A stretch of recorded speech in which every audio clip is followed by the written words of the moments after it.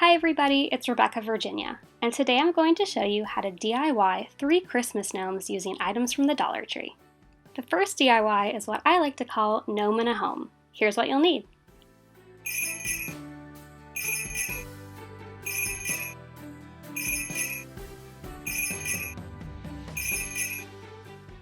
I found these great tin buckets from the Dollar Tree, and the reason I love them so much is because there's already a lot of jute wrapped around the top of it, so that takes a lot of the work out.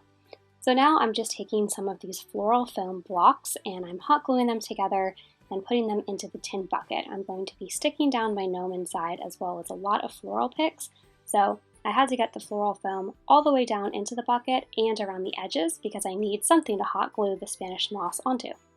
I wanted to see how much space my gnome was going to take up sitting on top of the bucket, so the first step that I'm doing after I place down all the floral foam is to place him into the bucket. So what I'm having to do is I'm taking some of this floral wire that came off of a floral pick, and I'm putting this up him, and then I'm going to stake him down into the bucket to see how much space that he is taking up. You could also use a kebab stick for cooking, or just a wood dowel. Next, I am taking some Spanish moss that I got from the Dollar Tree and I am hot gluing that down and onto the floral foam. And this will take a little bit of time, but you just have to place it all around, and I liked that I had put the gnome in before because I was able to see the hole that he would go into, and I knew that I didn't have to fill that area with the Spanish moss. The next step is by far the most fun. Once you have your gnome placed into his home, you can start decorating it. And all of these floral picks are from the Dollar Tree, and a lot of them are leftover from previous projects, so I just kind of had a bag of these laying around, so you get to kind of use the scraps from your previous projects. And I'm just adding some garland, some holly, poinsettias, pine cones, and really making this home nice and homey for my gnome. I also had some ribbon that said Home for the Holidays, so I thought it would fit perfectly with my gnome in the Gnome for the Holidays theme. So I put that onto the front of the bucket, and then I had some copper twinkly fairy lights, so I also placed those all around my gnome, and I think he was very happy in his new home. The second DIY is this Gnome for the Holidays one. Here's everything that you'll need to recreate it.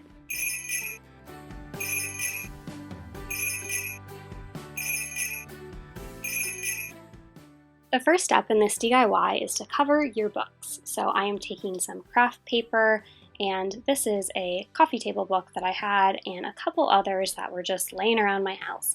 And the first thing that we're going to do is cover them.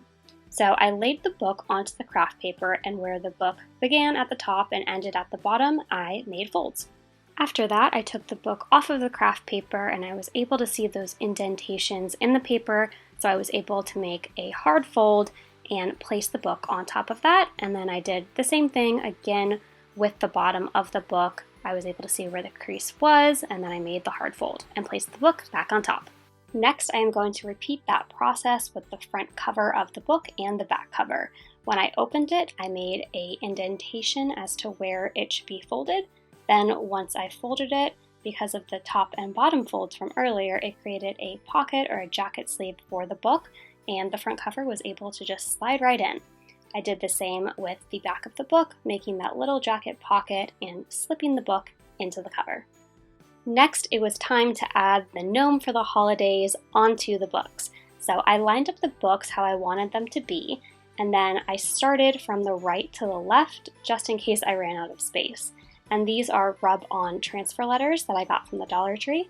So I just spelled out my word, and then I took off the backing and put it onto the book, rubbed it on, and gently pulled away, and then the letter was left. Again, I highly suggest in going from right to left, just in case you run out of space or maybe misjudged how long your word was going to be. I found this to be a lot easier to just have all the words cut out and be able to put them on, again, right from left. You could also use regular stickers for this. I liked the rub-on because it does look like they're handwritten, and I don't have the greatest handwriting, or certainly not as good as these rub-on letters, so I liked the way that they came out, and they had a little bit more of a homemade feel to me than a regular sticker. Make sure you're careful when peeling off the front part of the rub-on letters If you do it slowly, you can see if part of your letter still needs to be rubbed on longer, so just make sure that you pull it slowly. Now I'm taking some of this really pretty, it looks like a candy cane, red and white twine, and I'm just tying it around the books 3 times and then tying a knot and making a small bow. Final step of this DIY, of course, involves our amazing Dollar Tree gnome. I still can't believe he's only $1 when he's weighted and so tall.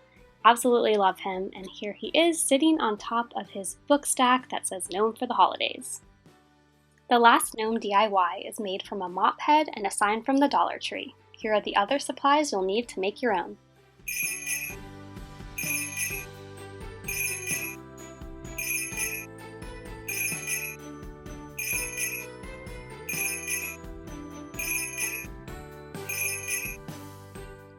The first thing I did for this DIY was take some sandpaper to the sign.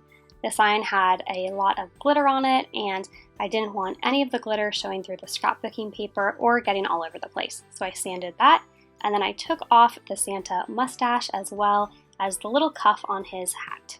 Then I took some red and black buffalo check scrapbooking paper, and that's what I was using to cover the Santa hat and make my gnome hat. I get all of my scrapbooking paper from Hobby Lobby when they do the 4 for $1 sale. It's just a lot better bargain than any of the scrapbooking paper I've seen at the Dollar Tree. Then I took some Mod Podge on a paintbrush and painted that onto the sign, and then I added the scrapbooking paper on top. To make sure that the scrapbooking paper didn't have any air bubbles, I'm using an old gift card to smooth it out. Now is the part where we get to use our mop head, and this is a fun part because we are using the mop to create our gnome's long beard. I got this mop head from the Dollar Tree, of course, and I'm just taking all of the mop strands and one by one placing them along the sign, and you have more than enough in one mop package to create your gnome's beard. I'm going to be placing down some white fabric to make my gnome's hat cuff, so first I am covering that area with white paint just so that the red and the black don't show through. Now I am cutting my fabric, and I cut it 3 inches in width, and I am just using a hot glue gun to hem it. This is actually an old scarf, but you could use a scarf, a sock, any kind of fabric you have laying around, maybe a sweater you were going to give away, and then you're just going to place it on the hat and make sure that it's overlapping onto his beard. The reason why you want it to overlap is so that you won't see where the mop starts, and later when we put his cute little nose on, it'll look like it's peeking out from under his hat cuff. When I gave my gnome a haircut, I first put down a plait so that it was longer in the front and shorter on the sides. You can cut it however you would like. You can have it super long or cut it a little bit shorter. Next, to make his nose, I didn't have a wood bead, which would have been perfect, so I took some cotton balls and I stuck it in an old stocking that I had, and then I wrapped it with some pipe cleaner to keep it in place. Then I took some real blush that I have, and I added that onto his nose so it would have a rosy glow. I attached his nose with some hot glue and put it in the center of the sign and a little bit underneath the cuff so it looked like his nose was peeking out. Then I shaded the hat with some black paint and a dry brushing technique to add some definition. I thought my gnome was looking a little plain, so to add a little bit of pizzazz, I took this sparkly snowflake and added it to the middle of his hat. I also took a large jingle bell and added that to the very tip of his hat.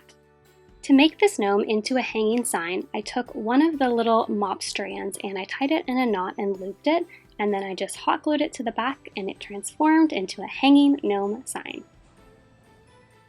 Thanks for watching my Dollar Tree Christmas Gnome DIYs. If you want to see more craft videos from me, make sure you hit the subscribe button down below. Until next time, keep searching, keep creating.